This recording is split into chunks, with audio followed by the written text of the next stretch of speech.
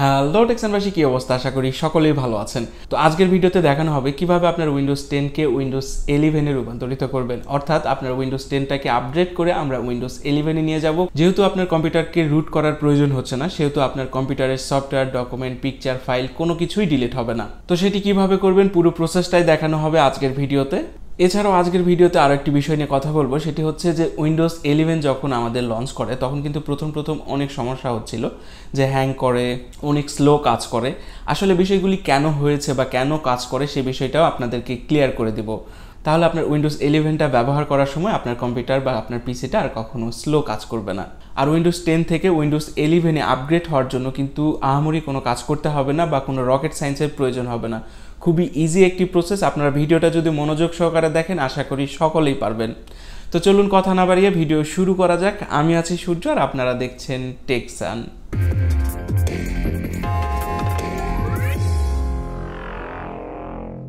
দেখুন, আমি যদি কম্পিউটার সেটিংস অপশানে গিয়ে উইন্ডোজ আপডেট যে অপশানটি রয়েছে সেখানে যদি আমি ক্লিক করি, সেখান থেকে হয়তোবা আপনি খুব সহজেই উইন্ডোজ 10 থেকে উইন্ডোজ 11 শিফট হতে পারবেন। ডান দিকে লক্ষ্য করবেন ইনস্টলিং উইন্ডোজ 11 একটি অপশান আছে, সেখান থেকেও করে নিতে পারবো। বা পরবর্তীতে এই জায়গাতে এই অপশান নাও থাকতে পারে, বা এই অপশান থেকে যদি আমরা করি তবে পরবর্তীতে আমাদের কম্পিউটার বা ল্যাপটপটি স্লো হওয়ার চান্স আছে। কেন স্লো হওয়ার অপশান রয়েছে সেটি আপনি ভিডিওটা দেখলেই বুঝতে পারবেন। দেখুন, উইন্ডোজ 11 বেশ কিছু প্রবলেম রয়েছে, আমরা সকলেই জানি। কিন্তু আমরা যেই স্লো বা হ্যাং হয়ে যাওয়ার কথা বলি, এটা কিন্তু আমাদের দোষে হয়ে থাকে। কিন্তু উইন্ডোজ 11 অন্যান্য প্রবলেমের কথা বলছি না, আমি শুধুমাত্র বলছি কম্পিউটারটা স্লো কাজ করছে অথবা হ্যাং করছে। সেই বিষয়টা যেন না হয়, আমরা এই বিষয়টার দিকে লক্ষ্য রাখব। তো প্রথমে আপনার ল্যাপটপ বা কম্পিউটার থেকে গুগল ক্রোমে চলে যাবেন এবং সেখানে গিয়ে আপনি লিখবেন উইন্ডোজ 11। তো সেখানে লক্ষ্য করবেন মাইক্রোসফটের অফিসিয়াল সাইটটাই আপনাকে শো করাবে। তো সেখান থেকে আপনি প্রথম লিঙ্কে প্রবেশ করবেন। তো প্রবেশ করার পর এরকম একটি ইন্টারফেস আপনাকে দেখাবে। তো এখান থেকে একটি প্রয়োজনীয় অপশান হচ্ছে পিসি হেলথ চেক। দেখুন, উইন্ডোজ 11 দেওয়ার জন্য উইন্ডোজ 11 কিছু রিকোয়ারমেন্ট থাকে।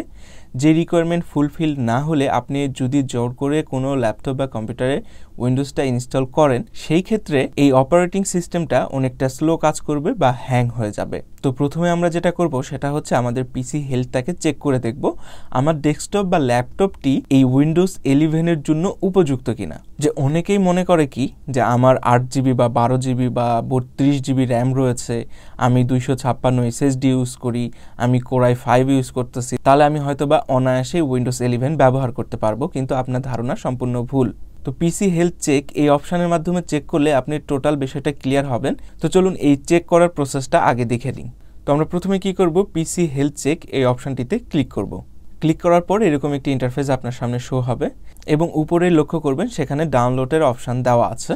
তো আমরা এখানে আবারও ক্লিক করব, তাহলে আমাদের ডাউনলোড প্রসেস স্টার্ট হয়ে যাবে। তো এটা যখন আমাদের ডাউনলোড কমপ্লিট হয়ে যাবে তখন সাধারণ সফটওয়্যারের মতোই আমরা এটিকে ইনস্টল করে নিব। দেন আপনি এখানে অ্যাকসেপ্ট করে নেবেন, দেন ইনস্টল করবেন।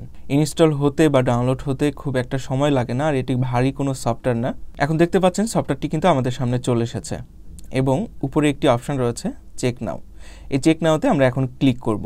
চেক নাওতে ক্লিক করার পর আপনি দেখতে পারবেন যে আপনার হার্ডওয়্যারটি উইন্ডোজ 11 জন্য উপযুক্ত কিনা বা উইন্ডোজ 11টা আপনার হার্ডওয়্যারের জন্য উপযুক্ত কিনা। তো দেখতে পাচ্ছেন আমাদের উপরের দুইটা এরর এসেছে। সেটা হচ্ছে, তো আমার ডেস্কটপের টিপিএম অপশানটি তারা খুঁজে পাচ্ছে না বা ডিটেক্ট করতে পারছে না, যদিও বা আমার এখানে আছে। যাদের নেই তারা তো খুঁজে পাবেন না। পরের অপশানে দেখাচ্ছে যে আমার প্রসেসর কিন্তু কোরাই 5 7 জেনারেশনের, তবুও তারা বলছে যে এই প্রসেসরে উইন্ডোজ 11 সমস্যা হতে পারে।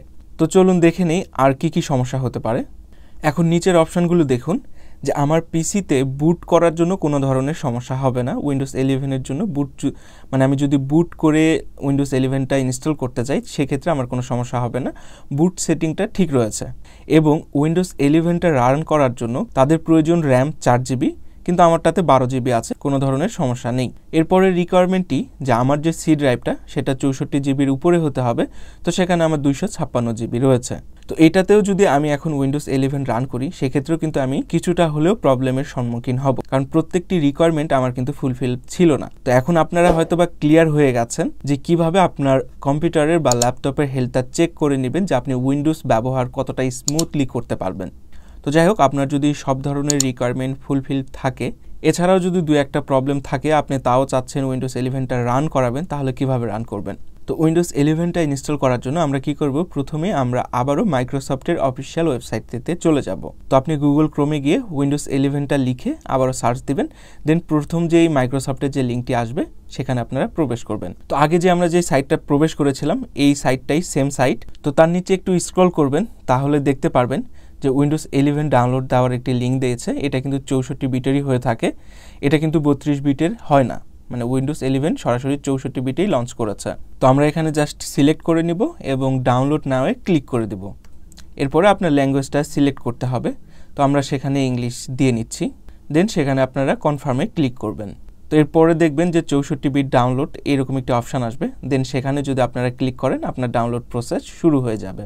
তো উইন্ডোজের আইএসও ফাইল সেটার সাইজ হচ্ছে আপনার 5.5 জিবির মতো, অলমোস্ট 5.4 জিবি, মানে অলমোস্ট 5.5 জিবির মতো। তো ডাউনলোড দেওয়ার সময় অবশ্যই খেয়াল রাখবেন, যদি ওয়াইফাই থেকে ডাউনলোড দেন তাহলে তো কোনো সমস্যা নেই, আর যদি আপনি ডাটা ক্রয় করে ডাউনলোড দেন তাহলে অবশ্যই এটি মাথায় রাখবেন আপনার ডাটা যেন 5.5 জিবি বা 6 জিবির উপরে থাকে। দেন এটা ডাউনলোড হওয়ার পর্যন্ত একটু অপেক্ষা করবেন। তো এই যে দেখতে পাচ্ছেন উইন্ডোজ 11 এর আইএসও ফাইল। তো এটাকে আমরা কি করব, আনজিপ করব। তো আনজিপ কিভাবে করে আশা করি সকলেই জানেন, আর যদি না জেনে থাকেন তাহলে 7zip ক্রোমে গিয়ে ডাউনলোড করে নেবেন। এই 7zip এর মাধ্যমে আমরা আনজিপ করব। তো পাশেই লক্ষ্য করছি উইন্ডোজ 11 এর যে ফোল্ডারটি সেটি কিন্তু ক্রিয়েট হয়ে গেছে এবং আমার জিপ ফাইলটি আনজিপ হচ্ছে। তো এখানে আপনার 1 থেকে 2 মিনিটের সময় নেবে। তো এই যে দেখতে পাচ্ছেন এটা হচ্ছে আমার উইন্ডোজ 11 এর ফোল্ডার। এরপর আপনারা ফোল্ডারটি ওপেন করবেন। ওপেন করার পর নিচে লক্ষ্য করবেন সেটআপ লেখা আছে। তো সেটআপ অপশনে মাউসটি রেখে আপনার রাইট সাইডে ক্লিক করবেন এবং দেন সেখান থেকে রান অ্যাডমিনিস্ট্রেটর এই অপশানে ক্লিক করবেন। এরপর দেখবেন এইরকম একটি পপআপ আপনার সামনে শো হবে। তো এখান থেকে আপনারা সরাসরি নেক্সটে ক্লিক করবেন না, উপরে একটি অপশান দেখতে পাচ্ছেন। তো চেঞ্জ হাউস সেটআপ নামে যে অপশানটি আছে সেখানে আপনারা ক্লিক করবেন। তো সেখানে ক্লিক করার পর এরকম দুইটি অপশান আপনাকে দিবে। আমি আপনাকে বলে দিচ্ছি, উপরের অপশানটি হচ্ছে যে আপনি যদি আইওসি ফাইলটা বেশ কয়েকদিন আগে ডাউনলোড করে রাখেন, তো এখানে বেশ কিছু আপডেট আসতে পারে, তাহলে আপনারা ডাউনলোড আপডেট মানে যেই পরবর্তীতে যেই আপডেট ফাইলগুলো এসেছে সেটা এর সঙ্গে অ্যাটাচড হয়ে যাবে।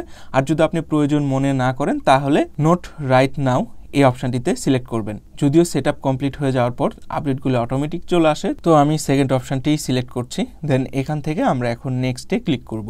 দেন সেখান থেকে আমার অ্যাকসেপ্ট এই অপশানটি চলে এসেছে। তো এখানে আরও একটি কথা বলে রাখি, যে হার্ডওয়্যারে উইন্ডোজ 11 একেবারেই চলবে না এই জায়গাতে কিন্তু এরর চলে আসবে, যে পরবর্তীতে আপনি আর কন্টিনিউ করতে পারবেন না। আর যদি কন্টিনিউ করা যায় সেক্ষেত্রে আপনাকে কিছু কন্ডিশন দিয়েছে, সেই কন্ডিশনগুলো আপনি অ্যাকসেপ্ট করছেন। তো অ্যাকসেপ্ট করার পর কিছুক্ষণ সময় নিয়ে এরকম একটি ইন্টারফেস আপনার সামনে চলে আসবে। তো রেডি টু ইনস্টল মানে ইনস্টল হওয়ার জন্য তারা রেডি, মানে উইন্ডোজ 11টা এখন ইনস্টল হওয়ার জন্য রেডি। অনেকেই তো চায় যে আমার সফটওয়্যার বা আমার ইমেজ বা আমার উইন্ডোজ 10টা যেরকম ছিল আমার কোনো সফটওয়্যার যেন ইনস্টল দিতে না হয়, আমি উইন্ডোজ 11-এ যাব।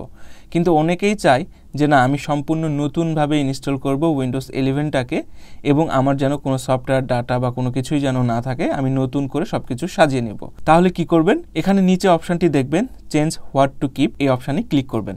তো এখানে প্রথমে যে অপশানটি রয়েছে সেই অপশানটিতে যদি আপনি সিলেক্ট করে রাখেন তাহলে আপনার কোনো ফাইল, কোনো অ্যাপস বা কোনো সফটওয়্যার কোনো কিছুই ডিলিট হবে না। তো দ্বিতীয় নম্বর অপশানটি যদি আপনি সিলেক্ট করেন সেই ক্ষেত্রে আপনার হয়তো কম্পিউটারের ভিতর সকল ধরনের ফাইল থাকবে বা ডকুমেন্ট থাকবে, কিন্তু যেই অ্যাপস বা যে সফটওয়্যারগুলো আপনি ব্যবহার করতেন সেই অ্যাপস বা সেই সফটওয়্যারগুলি কিন্তু ডিলিট হয়ে যাবে।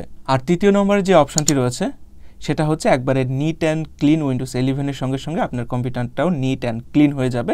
আপনাকে সব কিছু সাজিয়ে নিতে হবে এবং সব কিছুই ডিলিট হয়ে যাবে। তো আপনার কাছে যে সিস্টেমটা আপনার প্রয়োজন বলে মনে হয়, তো আপনাদের প্রয়োজন অনুযায়ী যে কোনো একটি সিলেক্ট করে নেক্সটে ক্লিক করবেন। আর ইনস্টল বাটনে ক্লিক করার আগে আমি আপনাদেরকে আরেকটা অনুরোধ করব, আপনারা অবশ্যই চেক করে নেবেন আপনাদের যেই সি ড্রাইভটা রয়েছে সেখানে স্পেস আছে কিনা। তো এই যে দেখতে পাচ্ছেন আমার সি ড্রাইভটা, আপনাদেরও এই সি ড্রাইভটা এখানে শো করবে এবং এর ভিতরেই কিন্তু উইন্ডোজ 11টা রান করবে, ঠিক আছে। তো মিনিমাম আপনার 10 থেকে 15 জিবি স্পেস আপনার যেন ফাঁকা থাকে, মানে ফ্রি 15 জিবির উপরে রাখতে হবে, তখন আপনি এই সি ড্রাইভটাতে রান করবেন বা রান করাতে পারবেন। তা না হলে কিন্তু আপনার উইন্ডোজ 11টা সঠিকভাবে ইনস্টল হবে না। তো এই জিনিসটাও আপনারা লক্ষ্য করবেন। তো এখানে যদি আপনি ইনস্টলে এখন ক্লিক করেন তাহলে কিন্তু আপনার উইন্ডোজ 11টা ইনস্টল হওয়া শুরু হয়ে যাবে। তো এখানে আপনার বেশ কিছু সময় লাগে, আধা ঘন্টার মতো সময় লাগবে। টেনশনের কোনো কারণ নেই, আপনারা ধৈর্য ধরে অপেক্ষা করবেন। তো আমি শুধুমাত্র আপনাদেরকে দেখানোর জন্যই ভিডিওটা তৈরি করেছি। আমি উইন্ডোজ 11 বর্তমানে ইউজ করতে চাচ্ছি না, আমার উইন্ডোজ 10টাকে আমি কমফোর্ট মনে করছি। তো এভাবে আপনারা খুব সহজে উইন্ডোজ 10 থেকে উইন্ডোজ 11-এ চলে যেতে পারবেন। আশা করি ভিডিওটা যারা মনোযোগ সহকারে দেখেছেন তারা সকলে অনায়াসে এই প্রসেসটা পার করতে পারবেন। এছাড়াও আপনার ভিতরে যদি কোনো প্রশ্ন থেকে থাকে তাহলে অবশ্যই কমেন্টে জানাতে পারেন। আর ভিডিওর ইনফরমেশনটা কেমন লেগেছে সেটিও অবশ্যই কমেন্টে জানাবেন। তো দেখা হবে আপনার সাথে নতুন কোনো ভিডিওতে। আপনার শুভকামনা জানিয়ে শেষ করছি আজকের ভিডিও। ধন্যবাদ, ভালো থাকবেন।